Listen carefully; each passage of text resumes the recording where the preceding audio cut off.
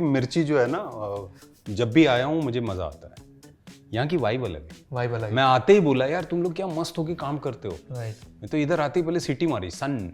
और अभी भी ऐसा लग रहा है कि इंटरव्यू नहीं चल रहा है, दो दोस्त जब बहुत साल बाद मिलते हैं बात कर रहे हैं कि प्रोजेक्ट्स क्या चल रहा है, काम क्या चल रहा है, तो आपको हाँ, मेरी कोशिश ये नहीं होती कि आप लोग सुन रहे हो तो आपको इम्प्रेस करो। मैं सच बोल रहा हूँ, तो मेरे को कुछ करना नहीं है। ये बटन दबा रहा है, उस बटन के जो निकलना है वो निकल रहा है। विनीत, वेलकम टू मिर्ची। कैसा लग रहा है स्टूडियोज में आके? बहुत बढ़िया। ये मिर्ची जो है ना मीठी है। आपसे एक शिकायत है, हम थोड़े नाराज है आज। हाँ हाँ। आपने हमारे लिए मुरब्बा नहीं लाया आज। कहाँ पे है कुछ? मुरब्बा जो है अभी उसका सीजन जो है वो गर्मियों में होता है। मुरब्बा होता कहाँ? प्रतापगढ़ में होता है, तो वहाँ पे इस समय बारिश हो रही है थोड़ी। तो आप प्रॉमिस करो नेक्स्ट टाइम जब आप आओगे आप मुरब्बा लेके आओगे। ठीक है, पक्का। ठीक है, पक्का। तो मेरी ना बचपन की सबसे फेवरेट फिल्म थी चैन कुली की मैन कुली। ठीक है, और ये बहुत लोगों को पता है नहीं पता है, बट उसमें आपके बॉल पे बहुत छक्के पड़े थे। ठीक है, सोहेल का किरदार। सोहेल बहुत छक्के पड़े थे उस बॉल पे। और अभी आपने बड़े स्क्रीन पे मुक्काबाज के साथ छक्का मारा, अभी ओटीटी पे आप छक्का मारे हो रंगबाज के साथ। तो आपकी ये जर्नी कैसे रही है वहां से नाउ एक लीड कैरेक्टर एक सीरीज के लिए ऑन ZEE5? ये जो छक्के पड़े हैं ना, ये छक्के के बीच में बहुत सारा फेज ऐसा रहा है जब भी न बॉल फेंकने को मिली न छक्का मारने को मिला, है ना।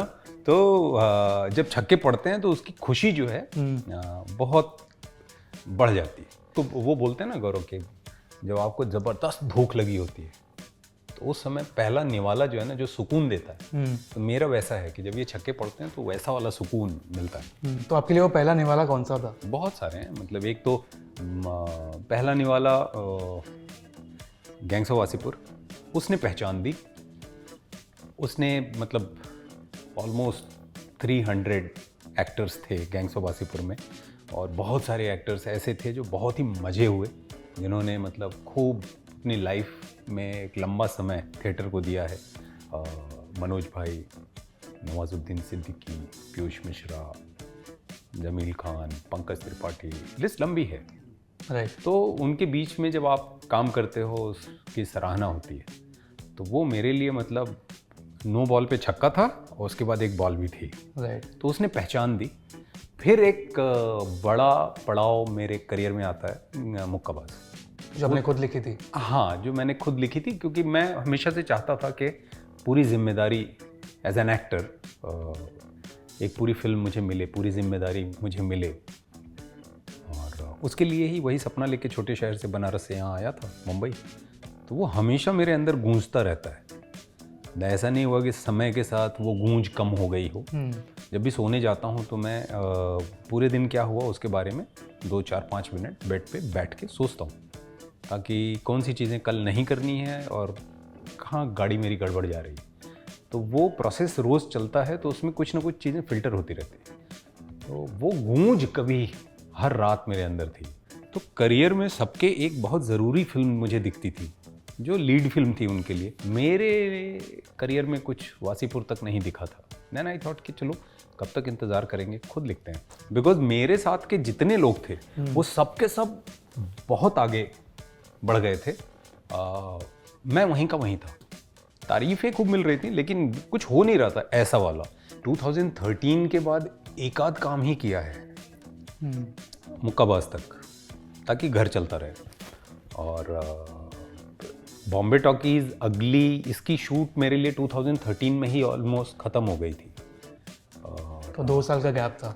हाँ, 2 साल। हाँ, 12 में आई थी गैंग्स ऑफ वासीपुर, और अगली और ये 2013 कैन फिल्म फेस्टिवल में थी ये दोनों। आपको प्रेशर फील होता है जब आपकी कोई सीरीज आती है, कोई मूवी आती है, कि क्या रिएक्शन आएंगे, या फिर आप ऐसा लगता है कि नहीं यार जो होगा देखा जाएगा? अब प्रेशर नहीं फील करता हूँ। ये होता है कि आपने जो सोचा, जो सोच के किया है, लोग उसको कैसे लेंगे, उसकी एक्साइटमेंट तो होती है, थोड़ी सी एंग्जाइटी होती है कि कैसे लिया जाएगा। आप मेडिकल स्टूडेंट है नहीं था मतलब, और आपने अभी एक्टर बना, तो ये जर्नी कैसे, मतलब आपके दिमाग में कैसा है? बहुत ही अलग फील्ड्स है। बाहर से आप देखोगे गौरव, तो ऐसा लगेगा जैसा आपने बोला कि मेडिकल स्टूडेंट था फिर फिल्म लाइन में आया। जब आप करीब आके देखोगे तो ये एकदम उल्टा है। मैं मेडिकल में गया इसलिए क्योंकि मुझे इस फील्ड में आना था। अगर आपको एक्टर बनना है तो पहले मेडिकल स्टूडेंट नहीं, मैं ये नहीं, वो बहुत टेढ़ा रास्ता है, बहुत टेढ़ा रास्ता है। मैं क्यों बता रहा हूँ, ये हुआ क्यों। मैं बनारस में पला बड़ा, पैदा हुआ बनारस में। तो मुझे ना कुछ, जब मैं 14 साल का था, मुझे इस बात का एहसास हो गया था कि ये वो काम है जो मुझसे कुदरती होता है। जैसे मैं पढ़ता था तो बहुत मेहनत करके पढ़ता था, खेलता था तो बहुत मेहनत करता था, और जब जूनियर लेवल पे पहुंचा, बास्केटबॉल में खेलता था, मैंने 6 नेशनल्स खेले हैं, तो मिनी तक तो ठीक था। जैसे ही सब जूनियर लेवल पे पहुंचा तो मुझे इस बात का एहसास होने लगा कि यार हाइट बहुत मैटर कर रही है, क्योंकि जो लड़के जो 14-15 में ग्रोथ दिखने लग जाती है, तो मुझे लगा यार मेरी फैमिली में तो कोई 6 फीट 4 इंच का है नहीं, और इसके नीचे वो अचीव करना जो मैं सोच रहा हूँ ये मुश्किल है। लेकिन जब मैं एज एन एक्टर कहीं काम करता था तो मुझे लगता था यार ये वो चीज़ है जिस करने में मुझे बहुत मज़ा आता है, खुशी मिलती है, थकता नहीं हूँ, यही मुझे करना चाहिए। तो इस बात का एहसास हो गया था।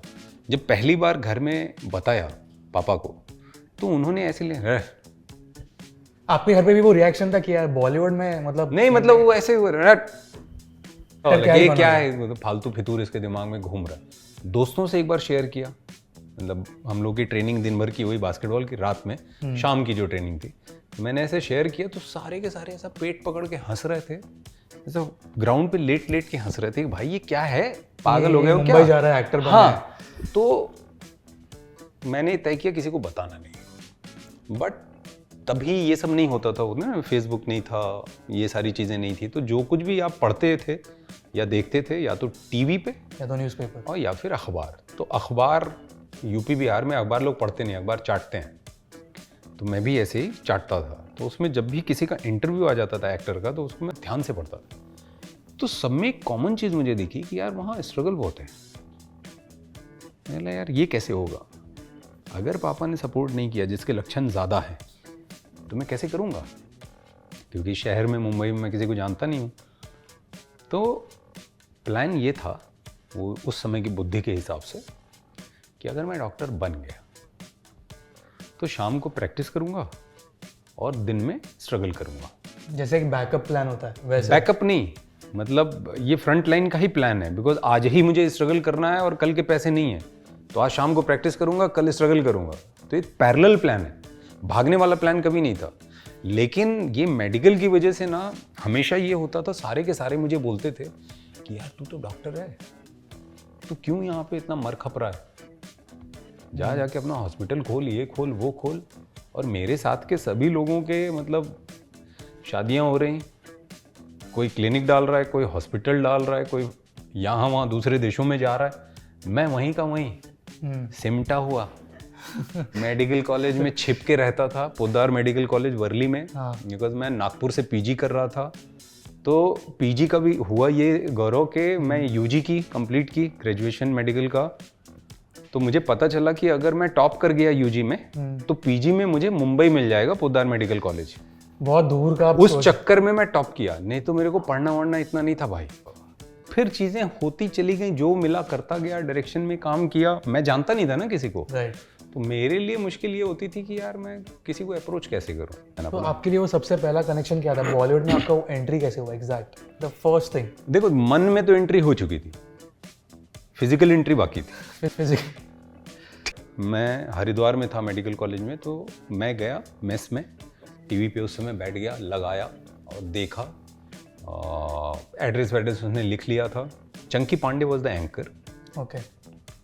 मैं ऑडिशन देने के लिए मुंबई आया और यहाँ सेलेक्ट हुआ।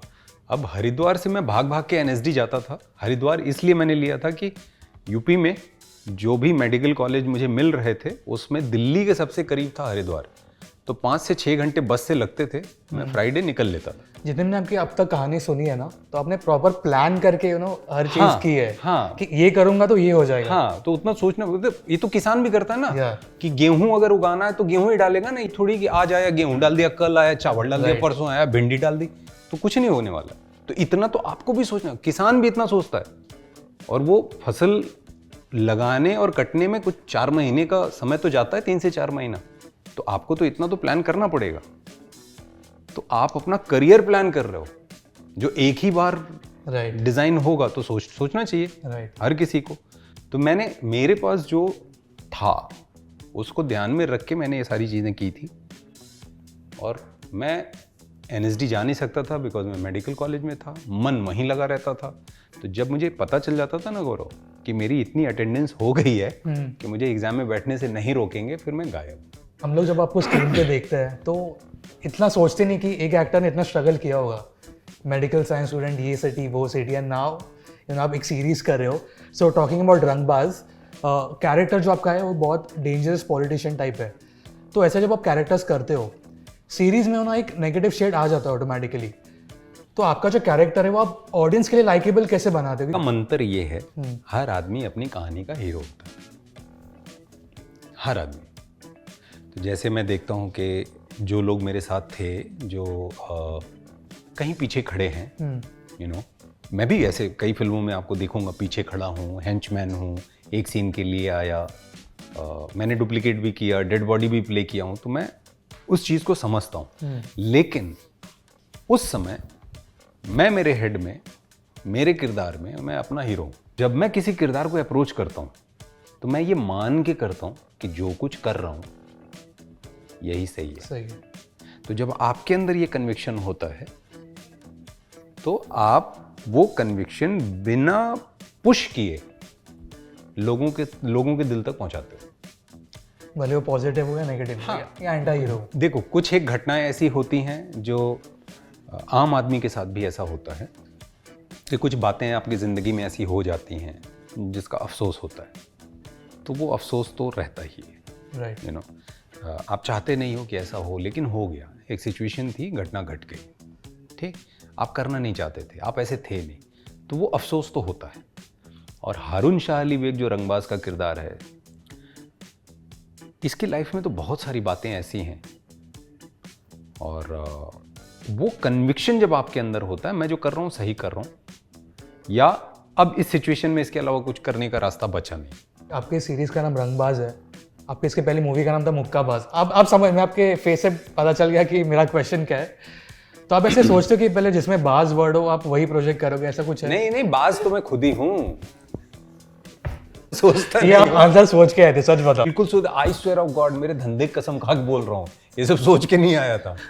इम्प्रोवाइजेशन होता है अपने आप, तुमने जिस रिदम में पूछा इस रिदम में आंसर निकल गया। कुछ और बाज किया जाए, आप जैसे दगाबाज, टोपीबाज, नहीं दगाबाज भी वही बात होगी ना, दगाबाज, टोपीबाज और चालबाज, बैठकबाज, ये नेक्स्ट प्रोजेक्ट्स के नाम आ रहे हैं गाइस, प्लीज। बल्लेबाज, आप लोग भी मुझे कुछ नाम सजेस्ट करिए अच्छे। इस सीरीज जितने मैंने देखी है, मैंने जैसे आपको बोला मैंने 2 ही एपिसोड्स देखे हैं, मैं अभी वीकेंड पे देखूंगा। इस जो मैंने ट्रेलर देखा, पूरे कैरेक्टर की जर्नी दिखाई है, ठीक है, 30 साल 40 साल पूरा young age, then middle, then the end. तो ऐसे बहुत कम सीरीज है, बहुत कम फिल्म है जिसमें कैरेक्टर की इतनी जर्नी दिखाई है। तो जब भी कोई एक्टर एक शो के लिए प्रिपेयर करता है, कोई मूवी के लिए प्रिपेयर करता है, वो एक मूवी या सीरीज देखते हैं मोस्ट ऑफ देम, जिसके उनको एक रेफरेंस पॉइंट मिलता है। आपके लिए वो नहीं था, तो how did you prepare for this? यही तो मज़ा है इस काम का कि आप एक ऐसे कैनवास पे लकीर खींचते हो जिस पे कोई लकीर खींची नहीं गई है। मेडिकल कॉलेज में मुझे क्या होता था, जब मैं ओटी में खड़ा रहता था और कैटरेक्ट का ऑपरेशन होता था, तो मोस्ट ऑफ द टाइम सारे प्रोसीजर सिमिलर हैं। यहाँ इंसिजन लेना है, फिर जो लेंस है उसको ब्रेक करके निकालना है, उसे क्लीन करना है, फिर उसमें आर्टिफिशियल लेंस डालना है, फिर उसे पैक करना है, फिर उसे स्टिच जो भी करना है, ये बेसिक है। फिर आइस क्लीन करनी है, पैक करनी है। बोला यार मैं पूरी ज़िंदगी कर पाऊँगा? तो मुझे हमेशा ये लगता था। यहाँ क्या होता है, हर किरदार कुछ नए इंसिजन लेने हैं, कुछ अलग तरह से उसके अंदर जाना है, और एक ज़िंदगी में कई ज़िंदगी जीने का मुझे मौका मिलता है एज एन एक्टर। तो बहुत कुछ समझने का मौका मिलता है, मुझे मज़ा आता है, नो डाउट। मेडिकल का वो काम लोगों को बहुत राहत देता है, वो मैं अब समझता हूँ उन चीज़ों को, कि जब आप किसी को ठीक करते हैं, जब आपकी वजह से कोई हेल्दी होता है, तो ना जैसा दिल से दुआ देता है।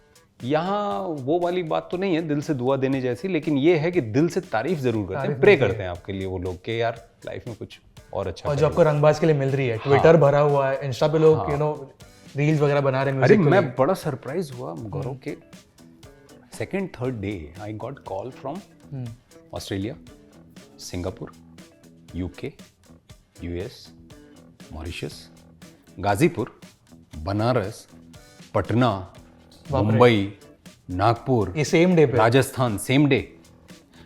बिकॉज मेरे क्या दोस्त और जो सर्कल है, डॉक्टर्स हैं, प्लेयर्स हैं, बॉक्सर्स हैं, तो बहुत अलग अलग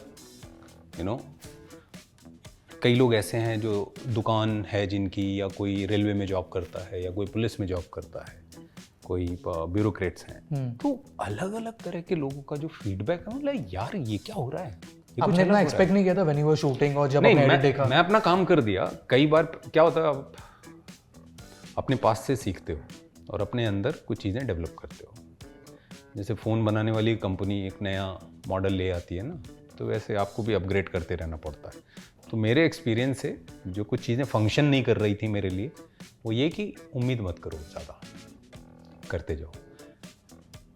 तो मैंने ये चीज़ थोड़ी कम कर दी है कि ईमानदारी से काम करो और बहुत ज़्यादा सोचो मत उसके बारे में। जो बोलते हैं ना, एक्सपेक्टेशंस हर्ट। हाँ यार, बहुत, क्योंकि कुछ एक काम ऐसे रहे हैं जो बहुत दिल लगा के किया, लेकिन वो लोगों तक नहीं पहुँचे, या वो जिस तरीके से पहुँचे वो वैसे प्रॉमिस नहीं किया गया था मुझे।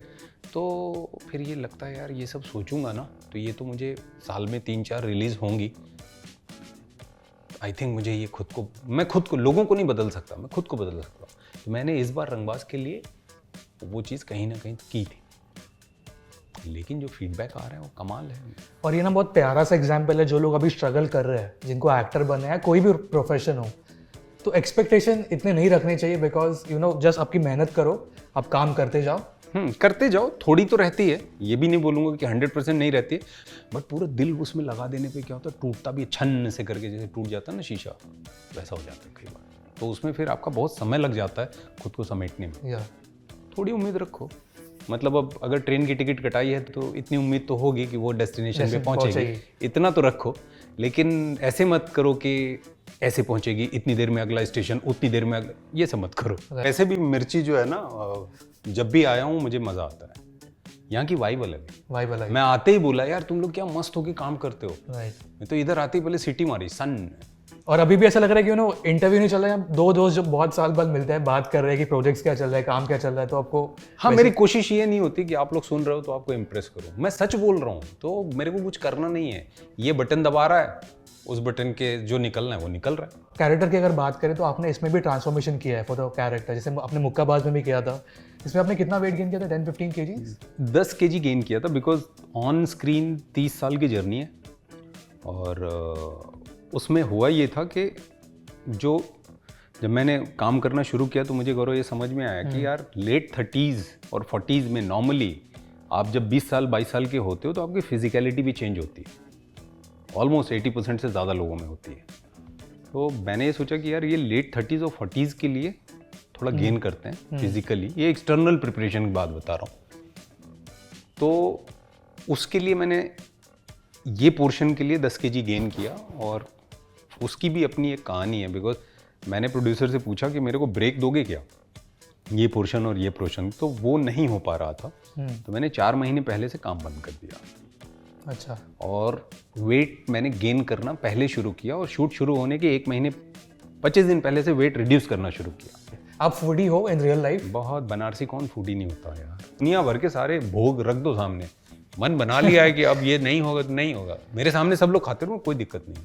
आपने यहाँ पे खाया बनाना वॉलनट केक? हाँ, 2 खा के आया अभी तो आप खा भी सकते हो, मतलब इतना कंट्रोल करने की जरूरत नहीं है। चीज़ें बदलती हैं लेकिन मिर्ची का वो केक नहीं बदलता, and I love that taste. आजकल जब कोई सीरीज़ या मूवी आती है, जैसे पहले के टाइम पे कोई भी मूवी आती थी, OTT इतना नहीं था, तो लोग देखते थे यार हम पहले देखेंगे फिर डिसाइड करेंगे कैसी है मूवी।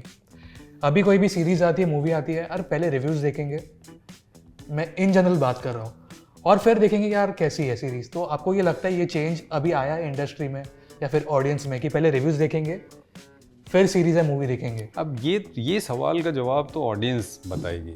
मैं जितना आपने ऑब्जर्व किया है, मैं बहुत रिव्यूज़ वगैरह पे जाने की बजाय मेरा ये होता है कि हाँ, कुछ एक जो बेहतर रिव्यूज़ हैं, जो अच्छे ऐसे रिव्यूअर्स हैं ये बहुत ही उनका रिव्यू बहुत ऑनेस्ट होता है, उनको फॉलो करता हूँ और उन्होंने क्या बोला वो देख लेता हूँ। और उसके अलावा मेरी कोशिश ये होती है कि हाँ, जो भी मटेरियल आया है ट्रेलर एंड वहाँ से मैं कॉल लेता हूँ कि इसको जाना है, देखना है। मतलब रिव्यूज़ भी असर डालता होगा उन पे, और ट्रेलर टीज़र जो भी मटेरियल बाहर आ रहा है। प्लस आज की डेट में क्या PR बहुत इम्पोर्टेंट हो गया है। और जैसे मुक्काबाज मेरी फिल्म, बहुत सारे लोग ऐसे हैं, 10 में 8 लोग ऐसे हैं जिन्होंने थिएटर में नहीं देखी, बाद में देखी।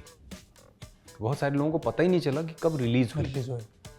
तो ये मेरा एक असेसमेंट है कि एक बड़ी संख्या है जिन्होंने बाद में देखी, उनको ये होता था कि यार ये तो थिएटर में देखनी चाहिए थी। तो कहीं ना कहीं PR इज़ इम्पॉर्टेंट फैक्टर, आप इग्नोर नहीं कर सकते। और अभी प्रमोशंस भी इतने इंपॉर्टेंट हो चुके हैं। बहुत। आपको मज़ा आता है प्रमोट करने में? इंटरव्यूज़ में जब जर्नलिस्ट मज़ेदार होता है तो इंटरव्यूज़ पता नहीं समय बहता है। हाँ, मैंने तो इसी इंटरव्यू की बात करे, बाय द वे मेरी तारीफ करे इनडायरेक्टली। मैंने ऐसा तो नहीं बोला। हाँ, मुझे लग रहा है ऐसे इनडायरेक्टली आप तारीफ कर रहे हो। बॉक्स ऑफिस और अगर OTT को कंपेयर नहीं कर सकते, बट बॉक्स ऑफिस पे जब कोई मूवी रिलीज होती है तो लोग कलेक्शंस की बात करते हैं, टैलेंट की इतनी बात नहीं होती कि अरे भले वो फिल्म फ्लॉप हो कि उस बंदे ने अच्छा काम किया। बट जब OTT पे कोई मूवी या सीरीज जाती है तो कदर हो रही है टैलेंट की। ये मैंने देखा है जब मैं अपने दोस्तों के साथ बात करता हूँ। आप अग्री करते हो इससे? हाँ, बिकॉज दोनों का अपना अपना एक मज़ा है। बट ये सवाल की अगर सिर्फ बात करें तो थिएट्रिकल रिलीज में box office day 1, box office day 2, weekend collection, numbers की बातें होती है। हाँ, तो वहाँ पे परफॉर्मेंस की बात बॉक्स ऑफिस से थोड़ी कम होती है। फिल्म कितनी अच्छी है उसकी भी बात उतनी नहीं हो पाती। तो कहीं ना कहीं ये ज़रूरी है कि हम लोग काम की, कलाकारों की बात करें, चर्चा करें।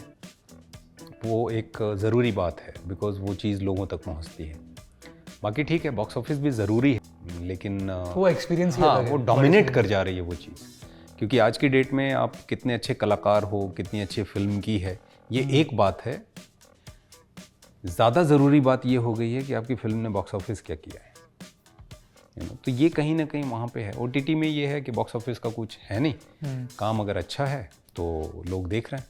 और अच्छी चीज़ यहाँ बाय डिफ़ॉल्ट ऐसी है कि बहुत डेमोक्रेटिक है।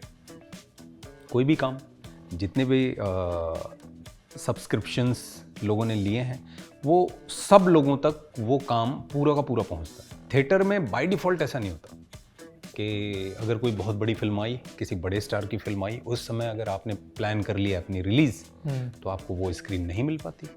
यहाँ वो नहीं है, सबकी स्क्रीन पे आप अवेलेबल। राइट। अभी एक ट्रेंड आ गया है ना, साउथ की फिल्में ज़्यादा बेटर कर रही है बॉलीवुड से, आपने सुना होगा ये। तो आपका पॉइंट ऑफ व्यू क्या है इस पे? कोविड के बाद क्या लोगों की चॉइस चेंज हो चुकी है? What is your take on this? Gaurav, मुझे लगता है कि आज की भी डेट में अगर बढ़िया बेहतरीन फिल्में आएंगी तो चलेंगी, जाएंगे लोग देखने। मतलब आज की डेट में दंगल जैसी फिल्म आएगी, 3 इडियट्स जैसी फिल्म आएगी, लोग जाएंगे देखने।